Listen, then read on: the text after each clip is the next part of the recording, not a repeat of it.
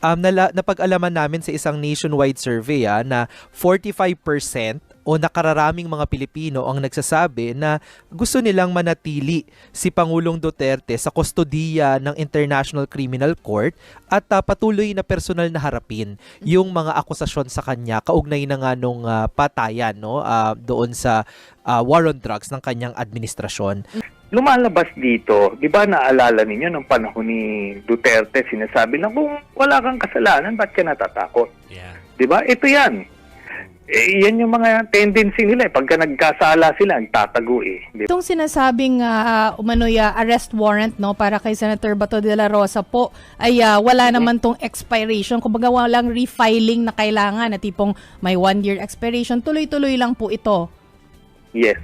Ito po, kasi talagang highly confidential yan. Pero dalawang senaryo lang naman ho yan. Is either fit to undergo trial siya o hindi.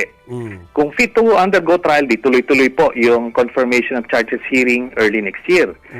Kung hindi naman, kung hindi siya fit to undergo trial, he will remain in detention. Tapos, i-evaluate siya periodically, every 6 months, kung okay na siya, hindi po yan makakalabas. Yun lang po ang para tapusin na natin yung kung may umaasa pa. Hindi po ganun. Tapos na yung natuldukan ng interim release. Ngayon, itong fitness to undergo trial, regardless kung ano maging desisyon, nakadetini pa rin siya. Kaya, At ito lang, ulitin ko lang po, si Duterte kaya siya nakakulong sa The Hague dahil libo-libo yung pinapatay niya. Inutos niya nung habang siya ay presidente. Nakita po natin yan, napanood natin yan. Hindi na pwedeng i-deny yan kahit ng mga diehard followers sila. Pinagmamalaki nga ho nila yan bawal po yan. Kaya yun po ang dahilan kung ba't siya nakakulong. At the fact na na-issuean siya ng warrant at nakadetain siya ron, ibig sabihin buong-buo na yung kaso sa kanya. Yung ebidensya niya, hindi po yan galing sa kesyo political lang yan o chismis o kung anumang bogus na ebidensya. Hindi po. Ang ICC, very thorough sila sa pag-iimbestiga at pag-gather ng ebidensya. Yun po. Kamakailan lang kasi 'di ba nagdesisyon yung International Criminal Court, yung Appeals Chamber na ibinasura nila yung apela ng kampo ni dating Pangulong Rodrigo Duterte na siya ay magkaroon ng pansamantalang paglaya. So sa aming pinakabagong survey, ito ay ginawa noong November 2025, napag-alaman namin sa isang nationwide survey na 45% o nakararaming mga Pilipino ang nagsasabi na gusto nilang manatili si Pangulong Duterte sa kustodiya ng International Criminal Court at patuloy na personal na harapin yung mga akusasyon sa kanya kaugnay na nga nung patayan doon sa war on drugs ng kanyang administrasyon. Samantala, 33% naman, mas maliit, yung mga nagsabing mga Pilipino na hindi sila sang-ayon na manatili. So ito yung para sigurong mga gusto na siyang makauwi o pansamantalang makalaya. So mas maliit na bilang yan. Pero malaki din yung mga hindi pa sigurado, 23%. So ibig sabihin, nag-agree yung karamihan sa mga kababayan natin na dapat nga manatili sa The Hague ang dating Pangulong Rodrigo Duterte. Lumalabas na doon sa survey na kinakatigan ng ating mga kababayan yung International Criminal Court din, na parehas sila ng Appeals Chamber na 45%. So halos sa majority na yan, kaunti na lang, halos sa 5 in 10 Filipinos, mas marami po yan, nagsasabi na sang-ayon sila na manatili sa Hague, sa kustodiya ng International Criminal Court ang dating Pangulo. Pero bukod dyan, meron din kayong numero tungkol naman dito kay Senator Bato de la Rosa? Yes, Zandro, kasi kaugnay nung mga tanong namin dun sa kay dating Pangulong Duterte, dahil nababalitaan din galing kay Ombudsman Boying Remulla na maaari na daw lumabas yung warrant of arrest kay Senator Bato de la Rosa. So tinanong din natin yan sa ating survey at ang lumalabas ay mas marami din ang mga kababayan natin, 41% ng mga Pilipino ang nagsasabi na dapat na sumasang-ayon sila na dapat ipatupad yung arrest warrant sakaling lumabas na nga ito, 41%. Merong mga hindi sang-ayon diyan, kalapit lang din, no, 36% naman ang hindi sang-ayon, samantalang 24% ang hindi sigurado. So sa usapin na ito, medyo divided o hati yung mga Pilipino, pero makikita nating mas marami naman yung nagsasabi na dapat ipatupad, no, yung arrest warrant laban kay Senator Bato de la Rosa bilang ina-assume, no, na nakalista siya doon sa mga co-perpetrators or mga kapwa-akusado. Hindi lang natin alam kung talagang tama yung sinabi ni dating presidential spokesperson Harry Roque. Siya yung nagbunyag, no, na meron ng arrest warrant etong si Senator De La Rosa na una nang binanggit, no, ni Ombudsman na Boying Rimulya.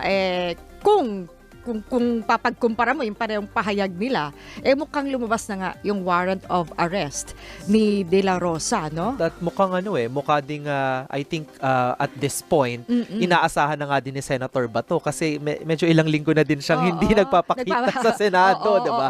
At hindi natin masyadong alam ang kanyang whereabouts, no? So mukhang pag pinagtagpi-tagpi natin itong early announcement ng Ombudsman, tapos si dating presidential spokesperson Harry, mukhang siya din ay alam niya na papalabas na yung arrest warrant. At sinasabi ng otoridad, no? I think ang Ombudsman ay nasa gawing Pampanga. Kung mobile yan, yung sinabing Pampanga noong nakaraang linggo, wala na siguro yun. Pwedeng Diba? Nagpangasinan o kaya Tarlac, yun yung katabi ng Pampanga. Malay mo, Or dito Bulacan. lang, sa Quezon City. Or niya bumalik na siya sinasabi. dito sa Quezon Pero ito, nanawagan din ng Office of the Prosecutor at yung Office of Public Counsel for Victims sa ICC Appeals Chamber na i-dismiss na, ibasura yung appeal.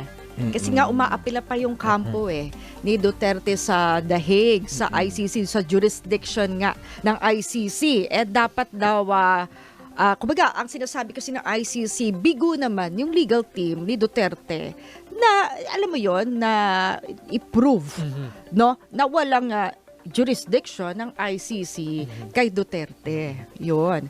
So, yun ang, kumbaga, hindi nila na i-point out na may mali doon sa pagtingin ng ICC Trial Chamber. Marami din kasi dun sa mga alegasyon nung kampo ni dating Pangulong Duterte ay wala namang ding mga batayan, 'di ba? Halimbawa na nga diyan na sila daw ay wala naman daw silang halimbawa na hindi naman daw sila tatakbo mula doon sa proseso. Hindi naman doon nila tatakbuhan yung paglilitis, di ba? Samantalang ang sinasabi ng kanyang mga kaalyado, no less than yung kanyang mga family members mismo ay iba, 'di ba? Dito sa Pilipinas, actually kahit sa pag sila ay bumibisita sa Hague, sinasabi nila na nakidnap, keso itatakas nila yung dating pangulo. Kahit yung mga comments sa online, 'di ba? Ganun din. So, mukhang kahit mismo sila hindi nila na-convince yung korte dahil pag binasa lang yung kanilang mga pahayag, lumalabas na hindi naman nila gustong magpaloob doon sa proseso ng pananagutan ng justisya ng International Criminal Court. Oo, at sinasabing, di ba, sinumitilan nila yung mga pruweba sa kalusugan. Kasi yun ang sinasabi nila na matanda na, hindi na kaya ng pangatawan, may sakit na ang dating Pangulo, no? So, hindi rin yun binigyan talaga ng weight, no, ng timbang ng ICC. Pero ito, Clive, halimbawa lang, no, kumbaga na isa katuparan na, naibigay na yung arrest warrant at nahuli na si Senator De La Rosa. Siyempre, ganun din ang magiging sitwasyon. Mapupunta siya sa The Hague. So, ano magiging implikasyon nito? I think inaasahan natin na kagaya nung sa kaso ni dating Pangulong Duterte, syempre maghahain din niya ng mga ng apela sa jurisdiction, 'di ba, ng pansamantalang paglaya si Senator Bato, pero yung pagka-aresto sa kanya kasi magpapakita talaga na kung lumabas yung arrest warrant, na kumbinsido din yung korte na may sapat na dahilan. Hindi naman minamaliit ng korte yung na siya ay nakaupong opisyal, na tayo ay isang malaya at soberanyang bansa. Kaya po pagka tinitignan ng ating mga kababayan, grabe naman yung ICC kung ipapa-aresto nila. Ibig sabihin, tinimbang naman ng korte na bagamat may ganyang mga konsiderasyon, yung ebidensya din ay nagpapakita na talagang malaki yung pananagutan doon sa krimen ng pagpatay, no, at crimes against humanity pa nga, no. So I think yun yung magiging epekto na kumbaga magpapalakas ng loob doon sa mga biktima at sa mga survivors ng war on drugs na kakitaan nila kahit nakakaunting pag-usad yung paghahanap nila sa hustisya. At hindi dapat talikuran. Kumbaga, tumakbo si Senator De La Rosa. Harapin niya dapat itong, kumbaga, na napipintong pag-aresto sa kanya. No? Kasi, hindi natin alam kung anong kanyang next move eh. Yes, dapat. Tingin mo yung no-show niya, anong ibig sabihin nun? Yung mga, di ba? Andiyan ka po, baso, galawin, andiyan ka pa ba? Di ba? Oo. Patawag. So, yung tingin mo, yung ganung, ito, lately, sabi mga ilang araw, simula nung nabalita yan, walang nababanggit sa kanya, hindi natin siya naririnig. Anong ibig sabihin nun? Ayun na nga yun na nga, parang nawala na din yung tapang ni Senator Bato. Maaalala natin, bago lang, no? Ilang linggo lang bago itong diskusyon ng arrest warrant, 'di ba? Ang matatapang 'yan, no? Matapang si Senator Bato. Naalala ko din, sinabi niya na go ahead, make my day, 'di ba? Kay Senator dating Senador Trillanes na arrest me, make my day. Oo, pero gusto ngayong ko makasama ang dating pangulo. 'di ba? O may Christmas reunion ata. Pero 'di ba, nagpapakita kasi ito na pag sila naman yung kailangan ng humarap sa batas, no? Pag panahon na nila na sumagot doon sa mga akusasyon laban sa kanila ay ayaw naman nilang harapin. Samantalang nung kanilang panahon na sila ay nangunguna sa administrasyon, matandaan natin hindi naman senador lang si Senator Bato, kaya po siya may kaso ay dahil siya po ay dating chief ng Philippine National Police. At ang sabi nga ni Senate President Tito Sen, uy, may trabaho ka rin ha? Magtrabaho ka pa. Tama. Pero, Good evening po sa inyo, Jovi, Miss Chiki at kay Miss Maricel. Good evening. Evening po. Good evening po. Ay nako, gusto ko lang muna kayong tanungin tungkol kay Senator Bato, Senator Trillanes ha. Kasi nagtatago tapos ngayon nakita pa yung pangalan sa listahan ng mga may gampanin doon sa Senate. Yun po muna yung thoughts diyan dahil obviously pinakamalaking sign na talagang ang warrant ay nandiyan na ay ang fact na hindi natin siya nakikita. Yeah. I think it's up to him kung ano bang paniniwalaan niya. Yung statement ni Ombudsman Boying Remulla na wala namang reason magsinungaling. Pero at the same time, kahit magtanong siya siguro sa loob ng PNP, wala makakapag-produce sa kanya ng kopya. So, yun ang kailangan i-weigh niya kung anong gagawin niya. Now, dun sa dun sa tanong nyo about yung kanyang kung anong mangyari sa kanya sa Senado, meron pong dalawang precedents yan. No, yung sa amin ni Senator Laila de Lima na nakadetini kami, pero we continue to function sa Senado. Nagpa-file kami ng bills and resolutions, and in my case, nagkandak pa ako ng committee hearing sa You were there. loob ng kulungan. Yes, and in fact, yung pagpataas ng sweldo ng sundalo, police at government employees, doon ko sinimulan yun sa loob ng kulungan. Yeah. So in short, while physically hindi kami makapunta sa Senado, pero hindi yun kagustuhan namin for some circumstances yun. Pero yung isang precedence naman, yung nangyari kay Senator Ping Lacson na kinasuhan siya ng murder nila GMA at nagtago rin siya. So, doon siguro yung similarity with the case ni Bato. Ngayon, anong nangyari doon? After 9 months of absence ni Senator Lacson, nag-decide yung Senado to padlock his office. Tapos yung mga staff niya ay inabsorb ng secretariat kasi hindi na talaga siya nakakapag-function na na talagang pwede naman siyang pumunta dapat. So, yun yung similarity.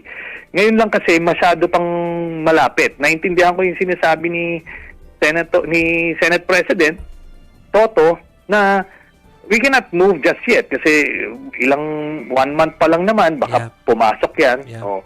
Pero siguro, pag natapos na itong first regular session ng Senado, pwede nang maging basis yan for an ethics case na pwede siyang i-expel.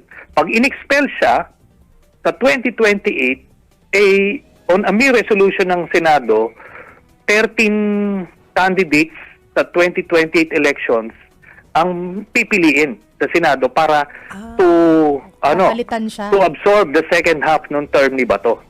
So, hindi natin part lang ito ng mga continuous absences niya na eventually, pag nag-pile up, isasama-sama natin dun sa ethics case na ina-file natin for his expulsion. Kasi, may matinding role ka sa BICAM, importante yan, pero hindi ka sumisipot. O yung regular session days, hindi ka sumisipot. Yung supposed to be, siya yung mag-sponsor nung budget ng Department of Defense, absent siya. Kumbaga, ito yung mga critical na trabaho niya na hindi niya nagagampanan.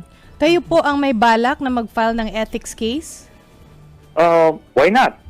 Kung wala magpa-file, ipa-file lang ko siya. Di ba? Kasi, ako sana, inaabangan ko siya to, sabi niya, make my day daw. Inaabangan ko siya kaso wala naman. Di ba? Lumalabas dito, di ba naalala ninyo nung panahon ni Duterte, sinasabi lang kung wala kang kasalanan, ba't ka natatakot? Yeah. Di ba? Ito yan. Hindi pwedeng yung dito yung kangaroo court minsan o yung very unjust yung mga decisions doon. Talagang kung malinis talaga, meron siyang ebidensya, mapapawalang sala siya. Kaso, itong sinasabi nila, di ba, flight is a sign of guilt. So, ito yon. And si Robin Padilla, Senator Padilla, ginawa din niya, nakasuhan siya ng illegal possession of firearms, nagtago rin siya until nahuli siya.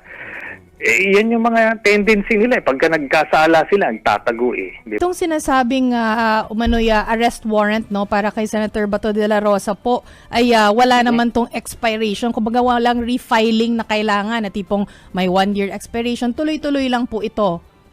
Yes. Kayo naman bumibisita sa ICC So baka meron na kayong impormasyon tungkol sa bawal pa kasing sabihin ni Kaufman, Attorney Kaufman kung ano talaga yung medical condition or health condition ng dating Pangulo. Baka meron kayong nadinig na mula doon sa mga binigyan ng kopya. Ito po, kasi talagang highly confidential yan. Pero dalawang senaryo lang naman ho yan. Is either fit to undergo trial siya o hindi. Kung fit to undergo trial, di tuloy-tuloy po yung confirmation of charges hearing early next year. Kung hindi naman, kung hindi siya fit to undergo trial, he will remain in detention. Tapos, i-evaluate siya periodically, every 6 months, kung okay na siya, hindi po yan makakalabas. Yun lang po ang para tapusin na natin yung kung may umaasa pa. Hindi po ganon. Tapos na yung natuldukan ng interim release. Ngayon, itong fitness to undergo trial, regardless kung ano maging desisyon, nakadetine pa rin siya. Kaya, At ito lang, ulitin ko lang po, si Duterte kaya siya nakakulong sa The Hague dahil libo-libo yung pinapatay niya. Inutos niya nung habang siya ay presidente. Nakita po natin yan, napanood natin yan. Hindi na pwedeng i-deny yan kahit ng mga diehard followers sila. Pinagmamalaki nga ho nila yan bawal po yan. Kaya yun po ang dahilan kung ba't siya nakakulong. At the fact na na-issue siya ng warrant at nakadetain siya ron, ibig sabihin buong-buo na yung kaso sa kanya. Yung ebidensya niya, hindi po yan galing sa kesyo political lang yan o chismis o kung anumang bogus na ebidensya. Hindi po. Ang ICC, very thorough sila sa pag-iimbestiga at pag-gather ng ebidensya. Yun po.